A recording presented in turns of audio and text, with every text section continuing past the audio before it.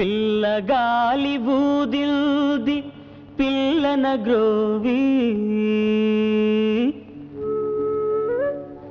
పల్లవిల్చి ఊగిల్ది గున్నమావి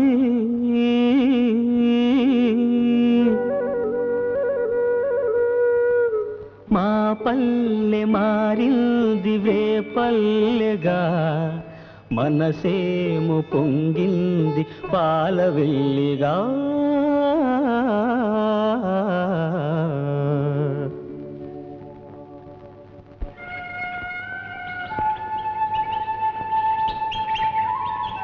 అన్నయ్య సీత ఏమిటమ్మా ఎలా వచ్చావు? నీకు అన్నం తీసుకొచ్చానన్నయ్య. ఎందుకమ్మా నీకు ఇంత శ్రమ? నేనే ఇంటికి వచ్చి భోంచేసేవాడిని కదా. సరేలే, నువ్వు కవిత్వం రాస్తూ కూర్చుంటే ఇల్లు జ్ఞాపకం ఉంటుందా, నీకు చెల్లయిందని గుర్తుంటుందా అని. అలా అనకమ్మా. నేనెక్కడున్నా ఏం చేస్తున్నా నిన్ను గురించే ఆలోచిస్తూ ఉంటాను.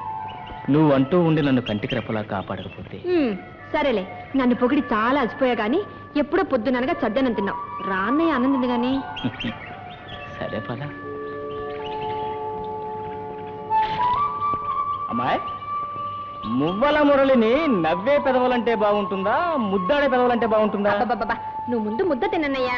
అది కాదమ్మా, ఆ మువ్వల మురళిని అన్నయ్య ముందు నువ్వు తినాలమ్మా.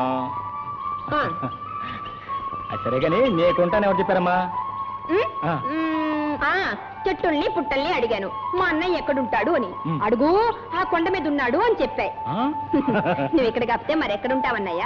కొండలు, కోనలు, మబ్బులు, మర్రి చెట్లు ఇవేగా నువ్వు ఉండే స్థలాలు. అది సరేగానన్నయ్యా. అదేంటది? సీమంత రాఘవ అని.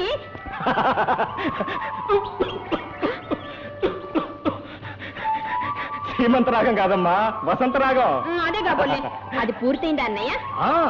దానికి ఎప్పుడో శుభం చుట్టి ఇంకో దానికి శ్రీకారం చుట్టాను. ఇంకోటా?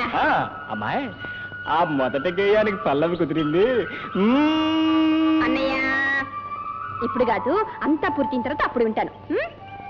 సర్లే.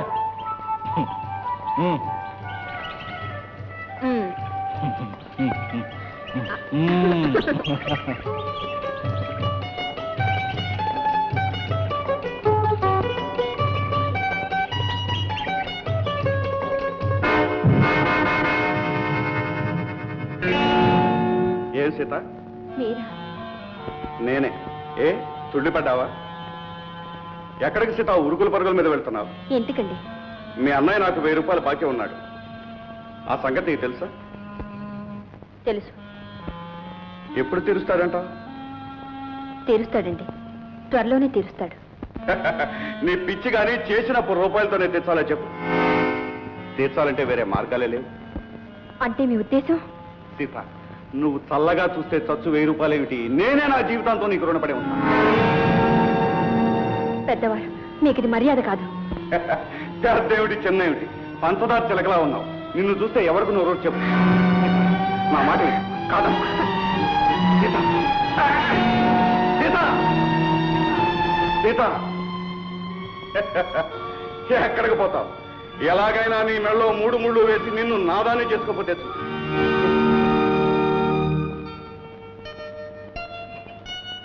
సినిమా సినిమా నువ్వు అలా వెళ్ళావు, నేను ఇలా పాట పూర్తి చేశాను. పల్లవి ప్రాణాలు తీసిన చరణాలు మాత్రం చక్కగా కుదిరిపోయాయి. ఇంతెందుకు కవిత్వం ప్రవాహంలాగా నడిచిపోయింది అనుకో. కావాలని చూడు. చెల్లెమ్మా, కంటతడి పెడుతున్నావా? నువ్వు చేసిన నిర్వాకానికి ఆడపిల్ల అంతకన్నా ఏం చేస్తుందిరా? అసలేం జరిగింది బాబాయ్? ఏం జరగకూడదో అదే జరిగింది.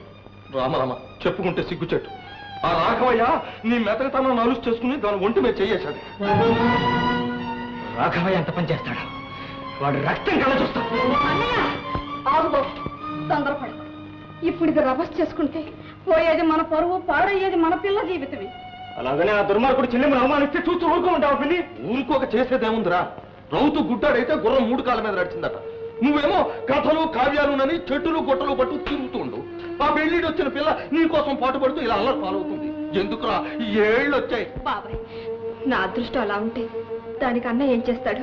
అంతే, ఏం చేయలేడు. దేవుడు 2 చేతులు 2 కాళ్ళు ఇచ్చింది ఒక మూల కూర్చుని కాగితాలు ఖరాబు చేయమని కాదు. పోనీ ఆగిలికి ఏదైనా పనికొచ్చేసేదా? అది కాదు. పిచ్చి గూళ్ళు, పిల్లల గోవులు, బృందావనాలు, బూతగుంటారు. ఏమిటండి మీ పూనకం? రాము ఏమైనా పసివాడా? అతను బాధ్యతలు అతనికి తెలియవు. తెలుస్తూనే ఉంది. చచ్చి ఏ రోగాన్ని ఉన్నాడో వాళ్ళ నాన్న. కడుపు ఆయి కట్టుకుని మాస్టర్గిరి చెప్పించాడే. పట్టుమని 10 రోజులు ఉద్యోగం చేసిన పాపను పోయాడా వీడు? అన్నయ్యకి దాని మీద మనసు లేనప్పుడు ఎలా చేయగలడు బాబాయ్? అవును, ఏం చేయలేడు. కానీ ఊరంతా అప్పులు మాత్రం చేయగలడు. పోనీ ఆ అప్పు చేసిన డబ్బుతోనైనా నీ పెళ్లి చేస్తుంటే నా నాలుగు పోసుకుని 100 ముసుకు పడి ఉండేవాడు. ఆ డబ్బంతా పెట్టి కుచలోపాఖ్యానాలు, కుంతి విలాపాలు, మను చరిత్రలు, వశ్చరిత్రలు, తెలగైనాలు, చిరాబుట్లు కొని తగలేస్తున్నాడు. సర్లేండి, అతని కవిత్వం తెలుసు కనుక రాస్తున్నాడు. అతనిలా మీరు రాయగలరా? నేనా? రాయి. కానీ రెక్కలు ముక్కలు చేసుకుని డబ్బు పోగు చేసి నా కుటుంబాన్ని నేను పోషించుకోగలను. నాకు సీతలాంటి తోబుట్టు ఉంటే దాన్ని బంగారం బొమ్మలాగా పెంచి దాన్ని ఒక ఇంటి దాన్ని చేసి అర్థానికి పంపుతాను. 10 మంది చేత మొగాడు అనిపించుకోగలను. అవును బాబాయ్, నువ్వు చెప్పిందే నిజం. నా చేతగాంతనం వల్ల చెల్లెమ్మ నలుగురిలోనూ అవమానాలు పాలు చేశా. ఎప్పటికైనా నువ్వు నా కళ్ళు తెరిపించావు. ఇక నుంచి చెల్లెమ్మను కడుపులో పెట్టుకుని కాపాడుకుంటావు. దేంతోరా? ఈనాళ్ళు నువ్వు రాసి ఇంటి నిండా పేర్చిపెట్టిన పిచ్చి కాగితాలతోనా? అది కాదు బాబాయ్, ఇవాళ పట్నం వెళ్తాను. అక్కడ నా కవిత్వం విలువేంటో చూపిస్తాను. నా రచనలు నమ్మి 4 డబ్బులు సంపాదించుకొచ్చి చెల్లెమ్మ పెళ్లి నా చేతుల మీదుగా జరిపించుకుంటాను. అన్నయ్య, బాబాయ్ ఏదో అన్నాడని నువ్వు నాకు దూరం కాకన్నయ్యా. వెళ్ళనివ్వమమ్మా. ఈ 4 జీవితంలో మంచి ఆలోచన వచ్చింది. రాము, వెళ్ళు. ఎవరి నూకులు ఎక్కడున్నాయో ఎవరు తోడొచ్చారు. వెళ్ళు రాము. పిన్ని, నేను వచ్చే వరకు చెల్లెమ్మని జాగ్రత్తగా చూసుకుంటారు. అది నువ్వు వేరే చెప్పాలా రాముడు? నువ్వు బాగుపడాలని బాబాయ్ అన్నారే కానీ నీ మీద కోపమా బాబు? సీతమ్మకి ఏం భయం లేదు, మేమున్నాంగా. క్షేమంగా వెళ్ళి లాభంగా రా బాబు, వెళ్ళిరా.